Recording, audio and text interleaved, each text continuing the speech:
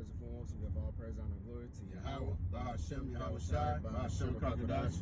Double honors to the elders and apostles, great millstone who rule well, who is worthy to be counted for double honors. And peace and salutation to you brothers out there pushing this truth wholeheartedly and sincerely and for the love of the gospel. All right, it's the brothers from the Indiana camp. Come back again with another sit down.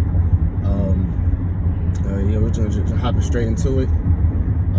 What did you want to Started. This is Matthews. Okay, go ahead. Matthews. It's open forum, by the way. We don't have a planned topic, nothing. Yeah. Just go in the spirit. This is Matthews 24. I'm gonna start at 2. He says, "See ye not all these things? Verily I say unto you, there should not. It's like seeing ye not all these things. Verily I say unto you, there shall not be left here one stone upon another that shall not be thrown down." Yep, and that's talking about what? That's talking about over here in America. You know, it's not going to be buildings left. It's not going to be no infrastructure left when these thermonuclear missiles hit America. You know, It's only going to be a desert, and as you see a desert, you know, it has nothing but what cactuses and dust. Yeah. All right. And spiritually, the Lord is doing that right now, man. Look what's going on in California. Yeah. You know, the Lord, He said, "What, man? If I come back, I can't quote that. I don't want to mess it up." But He said, "If the Spirit is already kindled, you know what I'm saying? Because the Spirit, basically, man, spiritually, America's already done with. We're just waiting for the manifestation of it to be physically." All right, and physically it's going to be with thermonuclear destruction, man. But this place is already going down financially, you know. I just read an article the other day. One of the oldest stores that was founded in 1800, I think, the late 1800s, called Lord and Taylor. You know, and I remember that store as a kid, man. And it's a predominantly like well-to-do store. They just went out of business, man. And that's an old store. You know, you can look it up. Lord and Taylor. They just went out of business. Then we would just listen to a video with Warren Buffett, man. Wells Fargo Bank is about to go out of business, man. That's an old bank. Wells Fargo was in some old cowboy movies. That's what the bank that they used to use. Okay? So yeah, this thing is happening, man.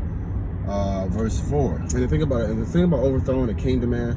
Yeah, you know, if you can overthrow a kingdom by brute force, that's one thing. But the Lord is a tactician, all right? The Lord likes to throw over things. The Lord likes to completely eradicate a kingdom where it has nothing else left, you know? So basically saying that, man, it's gonna break everything that America is proud in, whether it be your bank, your money, your military, your school, everything. The Lord's gonna basically cut that all asunder, where you literally have nothing. Yeah. And really, to be honest, that's actually a proper way of overthrowing somebody. Yeah. I remember watching it was actually a cartoon where a hero, he was fighting against a villain, and the villain was very, very proud, you know.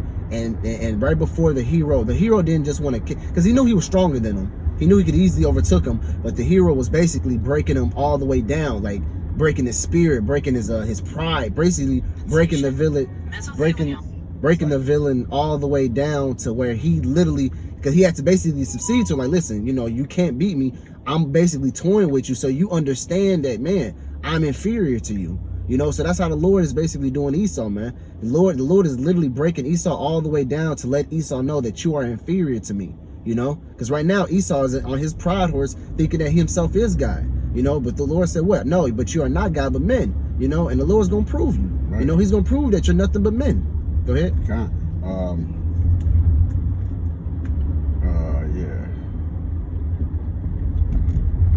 If you want to get that, that's Ezekiel 28th chapter. Probably go for a certain session.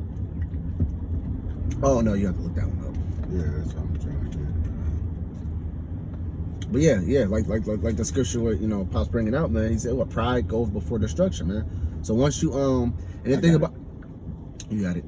This is Proverbs 16:18. He said, "Pride goeth before destruction, and a haughty spirit before a fall." Yeah. That's just the lamb back off what my son was saying about the villain, like you saying, man. And Esau has lived through his prideful times, man. You know what? I was listening to the guy. This guy was weeping like crazy, man, over in California. And he was like, "We only recovered some of our animals." And he was crying. He was weeping, man. You know, that pride has been brought low in America, man. All right, your school systems are failing. All right, you got an epidemic of the opium epidemic, man. Your people you got a low birth rate. Pride is not lifted up, even though you can see Esau going crazy on the Karens. You got the Edomite woman, man, just bugging the hell out, man, telling people, what are you doing on this property? Just because they're losing their foothold, man, on this place. Yeah. All right. So they bugging the hell out. And ultimately, them curses is also being transferred unto them, man. That's right. That's right. Yep. All right. And back in Matthew. Yeah, and that pride goes before destruction. Have you ever heard the saying, "The greater thou art, the harder thou shalt fall"? That's right. That's right. You know. Yeah. So basically, hey man, you know, America is supposed to be called, you know, America is supposed to be a great kingdom, you know. So guess what? It's going to go down in a horrific fashion, right? You know. Yep. This is verse 4. He said, and Yahweh shall answer and said unto them, take heed that no man deceive you, for many shall come in my name, saying, I am Christ, and shall deceive many. All right? It said, and then the scriptures also said, man, that, you know, it's gonna have the very elect, you know, if it be possible, even the very elect should be deceived, you know, if it was possible. But it's impossible, because the scriptures also says what, man? Not one seed shall fall out of the Lord's hand, man. So everybody that's beamed up in them chariots, that's supposed to be meant to be in them chariots, is gonna be there, man. You know, not, oh man, this brother was supposed to be in there, but this happened and such, and you know, he felt, you know, if he's not up there in them chariots by the time the Lord comes back, and guess what? He wasn't supposed to be there. You know, if you see them chariots come and beaming up brothers, and you just be left behind, then guess what? You're not supposed to be in them chariots. Your spirit wasn't right. Some of your spirit wasn't right or something. You know, whatever it was. Yeah, you know, you can't bullshit the Most High, man. Yahweh Shai tried the man's heart. You know, he knows if you fully into this thing or not, man. He knows what your heart is, what your heart's desire is, man. You know. Yep. All right, and yeah, he said. So it's gonna be a lot of works out here, you know, that's gonna have people bugged out, you know, and being deceived. Yeah. You know, people that even call themselves Israelites. You know, don't. Yeah, that's beautiful. That's what I'm trying to get into, because it says, I am Christ. I am saying there's gonna be many should come in His name, saying they are Christ. Okay, you got these other like Apostle Tahar say, these other alphabet camps, man. Yeah. A lot of them are coming out. They're telling you they're Israelites. But that doctrine is slightly off, man. Mm-hmm. You know, you can't be slightly off, man. There's only one truth, man. Yeah, you know, I have to slow up, let her go. Go ahead, because we gotta turn down there. So yeah, man, it's only one. What the hell? Let her go. It's cool. I'm still. So yeah, man. So you got many other alphabet camps, man. You know what I'm saying? And now you got some, but we give the apostles and the men of the Lord, man, give homage to where it's due, man. No, next. No, I got it. Okay, and we give that credit to do it, because like I said, you know, Zabaknam, they teach that they're Israelites, man. They teach the mark of the beast. You know, it's just a few things we might disagree with, but for the most part, man, they on point, man. Okay, so hey, this thing is now, man. You want to be 100%. You want the 100% truth, man. All right, it can't be no wavering in the doctrine, man. Okay. Verse 6, he's saying, ye shall hear of wars and rumors of wars. Mm-hmm. See that ye be not troubled, for all these things must come to pass, but the end is not yet. Okay, and we see that, and like we study, bring out the camps, us and other brothers, other camps, man. That America has been at war since it's been established. It's never been a time that America has not been at war.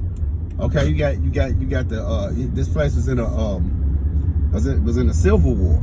Okay, you got the when slavery hit, man. Slavery hit, that was a civil war. Okay, and it says he said Satan's house be divided, how can it stand? Okay, this house has always been divided. You got what? The Republicans and the Democrats. Okay, which really are they're the same, but this house has always been split. All right. Verse 7. Verse 7, it said, for nation shall rise against nation, and kingdom against kingdom. And there shall be famine and pestilence and earthquakes in diverse places. I just watched a video the other day. I think Dabu 7, he was saying about the earthquake. If the right earthquake hit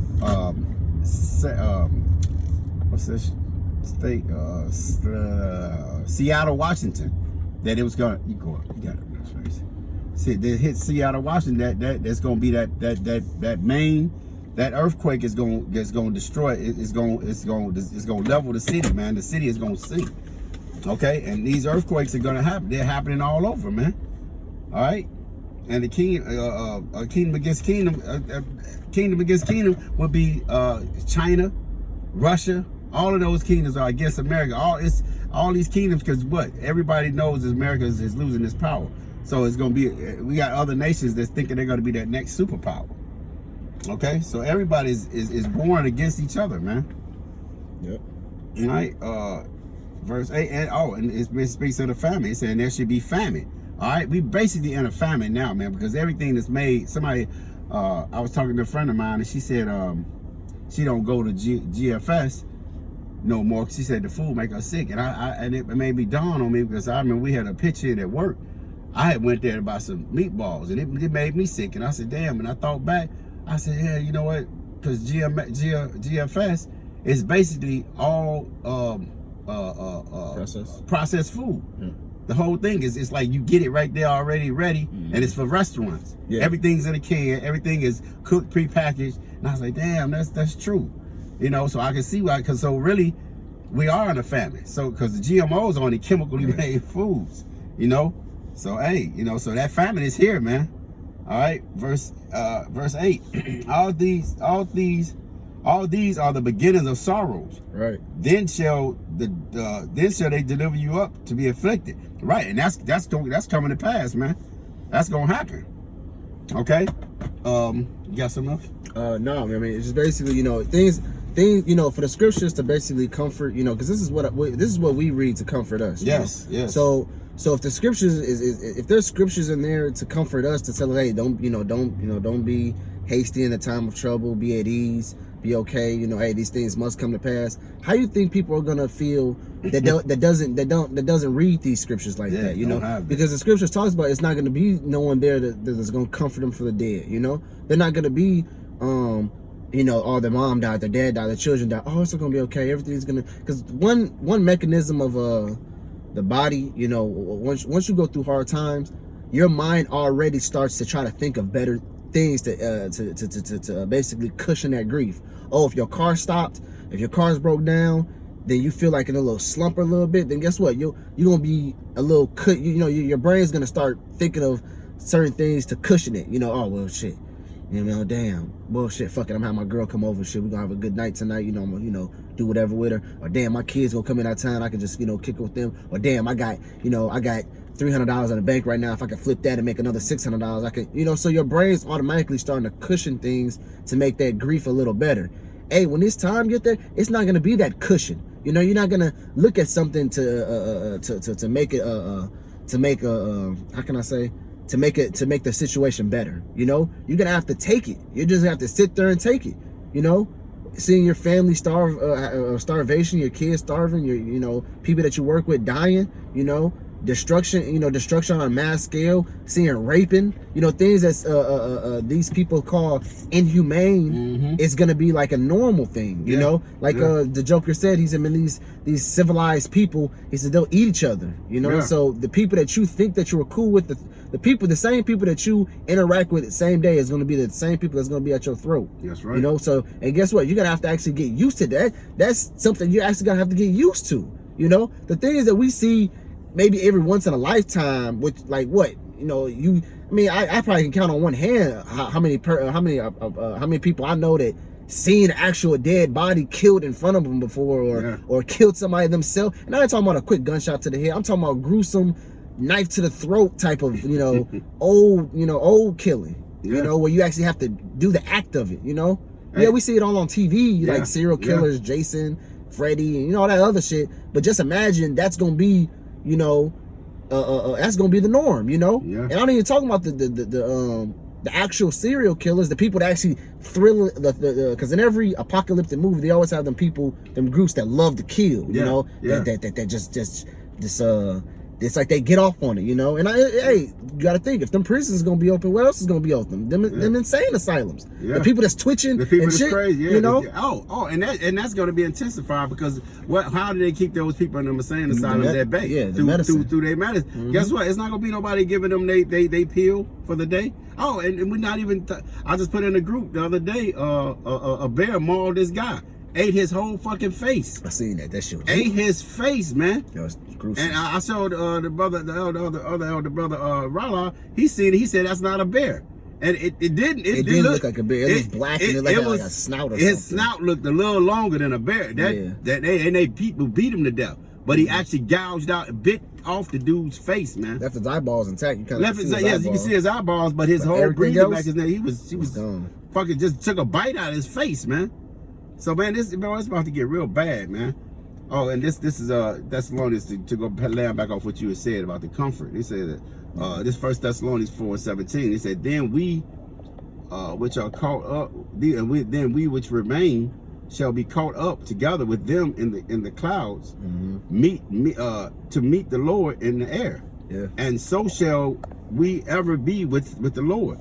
Yeah. Verse 18. Wherefore, this is the point. Wherefore, comfort one another with these things. So with these words. So we comfort each other with, hey man, the kingdom is coming. Yahweh Shah. This is why you see brothers with on the video praising the chariots. Oh man, call Yahweh Shah. Because we see these chariots and we know that our salvation is near, man.